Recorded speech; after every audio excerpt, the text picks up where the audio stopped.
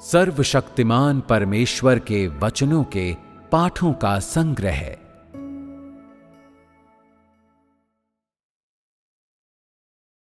एक सामान्य आध्यात्मिक जीवन लोगों को सही मार्ग पर ले जाता है।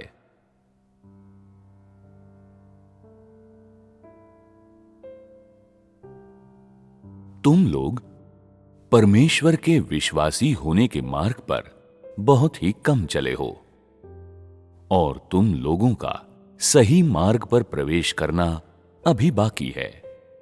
अतः तुम लोग परमेश्वर के मानक को प्राप्त करने से अभी भी दूर हो। इस समय तुम लोगों का आध्यात्मिक कद उसकी अपेक्षाओं को पूरा करने के लिए पर्याप्त नहीं है। तुम लोगों की योग्यता और भ्रष्ट प्रकृति के कारण तुम लोग हमेशा परमेश्वर के कार्य के साथ लापरवाही से पेश आते हो और इसे गंभीरता से नहीं लेते। ये तुम लोगों की सबसे बड़ी खामी है। तुम लोगों में से निश्चय ही ऐसा कोई भी नहीं है जो वो मार्ग सुनिश्चित कर सके जिस पर पवित्र आत्मा चलता है। तुम में से अधिकांश इसे नहीं समझते और इसे स्पष्ट रूप से नहीं देख सकते। इतना ही नहीं, तुम लोगों में से अधिकांश इस विषय पर कोई ध्यान भी नहीं देते। इसे गंभीरता से लेने की बात तो दूर रही। यदि तुम लोग इसी तरह से व्यवहार करते रहोगे और पवित्र आत्मा के कार्य से अनजान रहकर जीते रहोगे, तो परमेश्वर के विश्वासी के रूप में जो मार्ग तुम लोग चुनते हो वो निरर्थक होगा। ऐसा इसलिए है क्योंकि तुम लोग परमेश्वर की इच्छा को पूरा करने के प्रयास में जितना हो सके वो सब कुछ नहीं करते हो, और इसलिए भी क्योंकि तुम लोग परमेश्वर के साथ अच्छी तरह से सहयोग नहीं करते। ऐसा नहीं है कि परमेश्वर ने तुम पर कार्य नहीं किया है या कि पवित्र आत्मा ने तुम्हें प्रेरित नहीं किया है। ऐसा इसलिए है क्योंकि तुम इतने लापरवाह हो कि तुम पवित्र आत्मा के कार्य को गंभीरता से नहीं लेते। अब तुम्हें इसी समय चीजों को बदलना होगा और पवित्र आत्मा जिस मार्ग पर लोगों की अगुवाई करता है उस मार्ग पर चलना होगा। आज का मुख्य विषय यही है। पवित्र आत्मा की अगुवाई वाला मार्ग, इसका अर्थ है आत्मा में प्रबुद्धता को प्राप्त करना, परमेश्वर के वचनों का ज्ञान प्राप्त करना, आगे के मार्ग के विषय में स्पष्टता प्राप्त करना, कदम दर कदम सत्य में प्रवेश करना और परमेश्वर का अधिक से अधिक ज्ञान प्राप्त करना।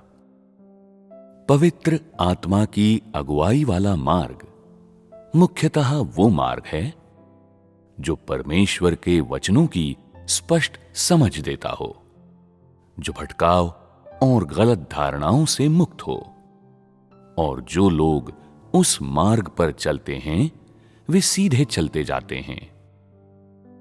इसे प्राप्त करने के लिए तुम लोगों को परमेश्वर के साथ तालमेल बनाकर कार्य करने, अभ्यास का सही मार्ग ढूंढने और पवित्र आत्मा की अगुवाई वाले मार्ग पर चलने की आवश्यकता होगी।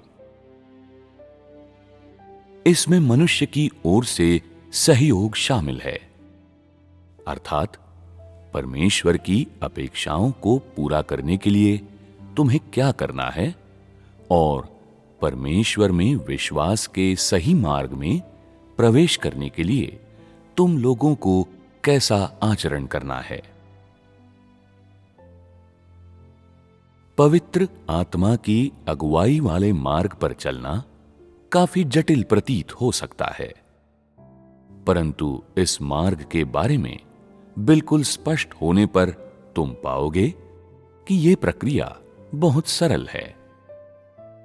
तथ्य यह है कि लोग वो सब कुछ करने में सक्षम हैं जिनकी अपेक्षा परमेश्वर उनसे करता है। ये ऐसा नहीं है कि वो सूअर को उड़ना सिखाने की कोशिश कर रहा है। सभी परिस्थितियों में परमेश्वर लोगों की समस्याओं का निदान करने और उनकी चिंताओं को दूर करने का प्रयास करता है। तुम सबको यह समझना आवश्यक है, परमेश्वर को गलत न समझो। पवित्र आत्मा जिस मार्ग पर चलता है, उस पर परमेश्वर के वचन के अनुसार लोगों की अगुवाई होती है। जैसा कि पहले बताया गया है, तुम लोगों को अपना हृदय परमेश्वर को देना आवश्यक है। यह पवित्र आत्मा की अगुवाई वाले मार्ग पर चलने के लिए पहली आवश्यकता है। सही मार्ग पर प्रवेश करने के लिए तुम्हें यह करना ही होगा। किस प्रकार कोई इंसान समझबूझकर अपना हृदय परमेश्वर को देता है? अपने दैनिक जीवन में जब तुम लोग परमेश्वर के कार्य का अनुभव करते हो और उससे प्रार्थना करते हो, तो तुम लोग इसे बड़ी लापरवाही से करते हो।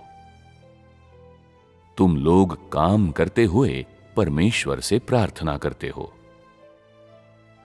क्या इसे परमेश्वर को अपना हृदय देना कहा जा सकता है? तुम लोग परिवार के मामलों के बारे में या देह सुख की सोच में डूबे रहते हो। तुम लोग हमेशा दुविधा में रहते हो। क्या इसे परमेश्वर की उपस्थिति में अपने हृदय को शांत करना समझा जा सकता है? ऐसा इसलिए होता है क्योंकि तुम्हारा हृदय हमेशा बाहरी विषयों से ग्रस्त रहता है और ये परमेश्वर की ओर लौट नहीं पाता है। यदि तुम सचमुच अपने हृदय को परमेश्वर के समक्ष शांत करना चाहते हो, तो तुम्हें समझदारी के साथ सहयोग का कार्य करना होगा। कहने का अर्थ यह है कि तुम में से प्रत्येक को अपने धार्मिक कार्यों के लिए समय निकालना होगा। ऐसा समय जब तुम लोगों, घटनाओं और वस्तुओं को खुद किनारे कर देते हो, जब तुम अपने हृदय को शांत कर परमेश्वर के समक्ष स्वयं को मौन करते हो। हर किसी को अपने व्यक्तिगत धार्मिक कार्यों के नोट्स लिखने चाहिए। परमेश्वर के वचनों के अपने ज्ञान को लिखना चाहिए और यह भी कि किस प्रकार उसकी आत्मा प्रेरित हुई है। इसकी परवाह नहीं करनी चाहिए कि वे बातें गंभीर हैं या सतही। सभी को समझबूझ के साथ परमेश्वर के सामने अपने हृदय को शांत करना चाहिए।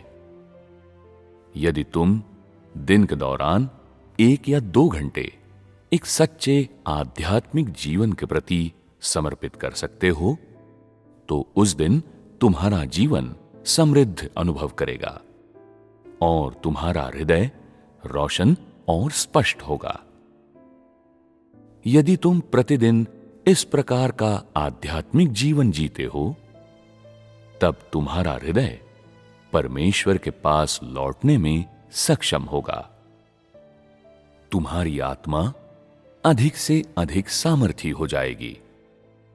तुम्हारी स्थिति निरंतर बेहतर होती चली जाएगी। तुम पवित्र आत्मा की अगुवाई वाले मार्ग पर चलने के और अधिक योग्य हो सकोगे और परमेश्वर तुम्हें और अधिक आशीषें देगा।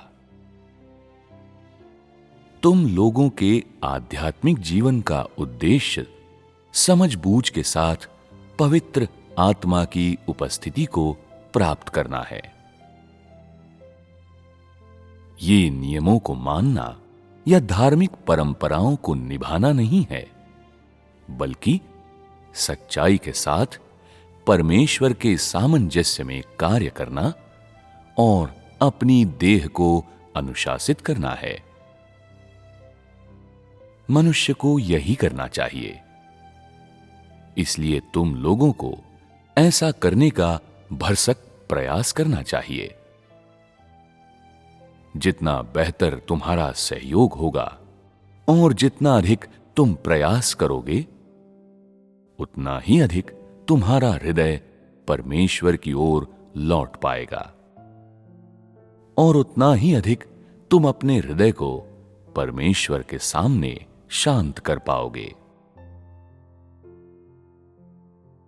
एक निश्चित बिंदु पर परमेश्वर तुम्हारे हृदय को पूरी तरह से प्राप्त कर लेगा। कोई भी तुम्हारे हृदय को हिला या जकड़ नहीं पाएगा और तुम पूरी तरह से परमेश्वर के हो जाओगे।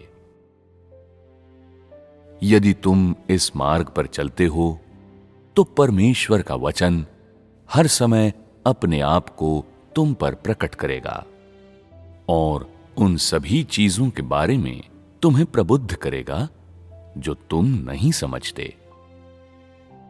ये सब तुम्हारे सहयोग के द्वारा प्राप्त हो सकता है।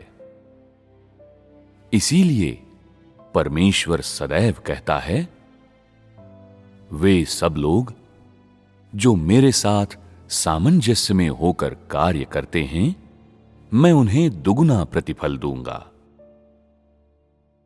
तुम लोगों को ये मार्ग स्पष्टता के साथ देखना चाहिए। यदि तुम सही मार्ग पर चलना चाहते हो तो तुम्हें परमेश्वर को संतुष्ट करने के लिए वो सब करना होगा जो तुम कर सकते हो। तुम्हें आध्यात्मिक जीवन प्राप्त करने के लिए वो सब कुछ करना होगा जो तुम कर सकते हो। आरंभ में तुम शायद इस कोशिश में ज्यादा अच्छे परिणाम प्राप्त न कर पाओ, परंतु तुम्हें अपने आप को नकारात्मकता में पीछे हटने या लड़खड़ाने नहीं देना है। तुम्हें कठिन परिश्रम करते रहना है। जितना अधिक आध्यात्मिक जीवन तुम जियोगे, उतना ही अधिक तुम्हारा हृदय परमेश्वर के वचनों से भरा रहेगा। इन बातों के प्रति हमेशा चिंतनशील रहेगा और हमेशा इस बोझ को उठाएगा। उसके बाद तुम अपने आध्यात्मिक जीवन के द्वारा अपने अंतरतम के सत्यों को परमेश्वर के सामने प्रकट करो। उसे बताओ कि तुम क्या करना चाहते हो, तुम किस विषय में सोच रहे हो। परमेश्वर के वचनों के बारे में अपनी समझ और उनके बारे में अपने दृष्टिकोण बताओ। कुछ भी न छुपाओ, थोड़ा सा भी नहीं। अपने मन में परमेश्वर से वचनों को कहने का प्रयास करो। अपनी सच्ची भावनाएं परमेश्वर के सामने व्यक्त करो। अगर कोई बात तुम्हारे मन में है तो वो बोलने से बिल्कुल न हिचको। जितना अधिक तुम इस तरह बोलते हो, उतना अधिक तुम परमेश्वर की मनोहरता का अनुभव करोगे और तुम्हारा हृदय भी परमेश्वर की ओर उतना ही अधिक आकर्षित होगा। जब ऐसा होता है तो तुम अनुभव करोगे कि किसी और की अपेक्षा परमेश्वर तुम्हें अधिक प्रिय है। फिर चाहे कुछ भी हो जाए, तुम कभी भी परमेश्वर का साथ नहीं छोड़ोगे। यदि प्रतिदिन तुम इस प्रकार का आध्यात्मिक भक्तिमय समय बिताओ और इसे अपने मन से ओझल न होने दो, बल्कि इसे अपने जीवन की बड़ी महत्ता की वस्तु मानो, तो परमेश्वर का वचन तुम्हारे हृदय को भर देगा। पवित्र आत्मा के द्वारा स्पर्श किए जाने का अर्थ यही है। ये ऐसा होगा मानो कि तुम्हारा हृदय हमेशा से परमेश्वर के पास हो, जैसे कि तुम जिससे प्रेम करते हो वो सदैव तुम्हारे हृदय में हो। कोई भी तुमसे उसे छीन नहीं सकता। जब ऐसा होता है तो परमेश्वर सचमुच तुम्हारे भीतर वास करेगा और तुम्हारे हृदय में उसका एक स्थान होगा।